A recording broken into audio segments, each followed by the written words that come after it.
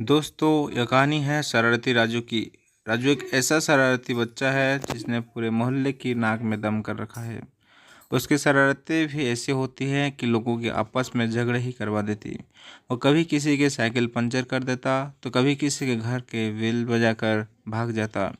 मोहल्ले वाले राजू से बहुत परेशान हो चुके थे। राजू की उम्र इतनी भी कम नहीं थी कि उसे बच्चा समझकर छोड़ दिया जाए। इसीलिए सभी उसको बहुत डांटते और कभी कभी तो मार भी देते थे। जब उसके पापा दफ्तर से घर वापस आते तो राजू उससे पड़ोसियों की शिकायत करता। कभी कहता उसे शर्मा अंकल ने डांटा या कभी गुप्ता आंटी ने झाड़ू से मारा। जब राजू के पापा पड़ोसियों से बात करने जाते तो पड़ोसी उन्हें ही चार बातें सुना जाते।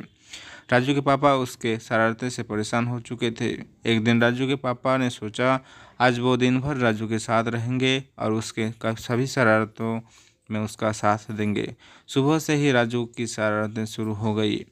उसने पड़ोसी का न्यूज़पेपर छिपा दिया। जब गुस्से से लाल पड़ोसी बाहर आया तो उन्हें देख राजू जोर जोर से हंसने लगा। इस बार राजू के साथ उसके पापा को देख पड़ोसी के गुस्से की पारा मई की गर्मी से भी कई गुना ज़्यादा हो गया था।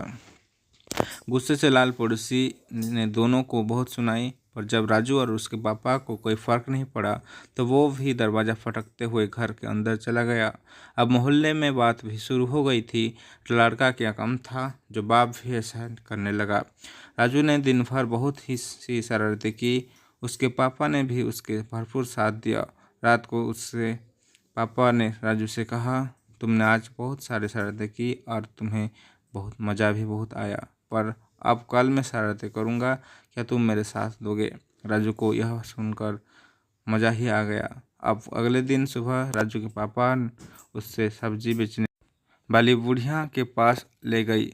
राजू अक्सर ही उस बुढ़िया को बहुत परेशान किया करता था। कभी उसके सब्जियां फेंक देता तो कभी उसके चप्पल चुरा लेता। फिर भी बुढ़िया डंडा लेकर उसके पीछे भागती। राजू को लगा पापा भी कुछ ऐसा करेंगे, लेकिन उसके पापा ने कुछ अलग किया। बुढ़िया जैसे ही अपने सब्जियों से दूर गई, राजू के पापा ने उस राजू के साथ मिलकर सब्जियां साफ करके जमा दी। बुढ़िया वापस आई तो जमी हुई सब्जियां देखकर बहुत खुश हो गई। थोड़ी देर बाद जब बुढ़िया की आग लग गई तो राजू के पापा ने बुढ़िया की टूटी चप्पल ठीक करवा कर रख दी।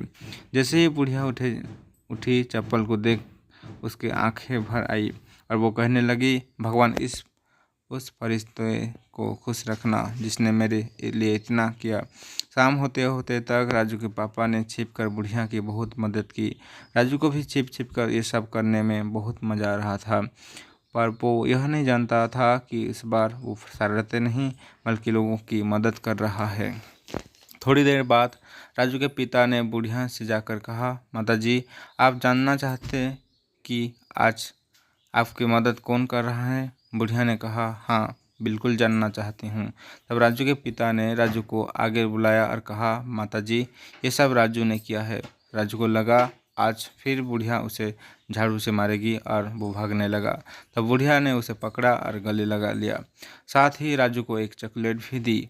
राजू को कुछ समझ नहीं आ रहा था। वो अपने पापा के साथ वापस घर आया गया। पूरे टाइम बोलते रहने वाला राजू आज चुप था। राजू के पापा ने उससे कहा, राजू बेटा, आज जो तुमने किया, क्या तुमको उससे खुशी मिली? राजू ने कहा, हाँ पापा, और एक चॉकलेट भी मिली। राजू के पापा ज़ोर ज़ोर से हंसने लगे। राजू के पापा ने उसे समझाते हुए कहा, बेटा, तुम रोज़ रोज़ सबको परेशान करते हो, फिर सब तुम्हें डांटते हैं और फिर तुम मुझे आकर उनकी शिकायत करते हो, लेकिन आज तुमने सबको मदद की तो उन्होंने तुम्हें बहुत प्यार किया। राजू को सारी बातें समझ में आ जाती है और वो शरारतें करना बंद कर देता है।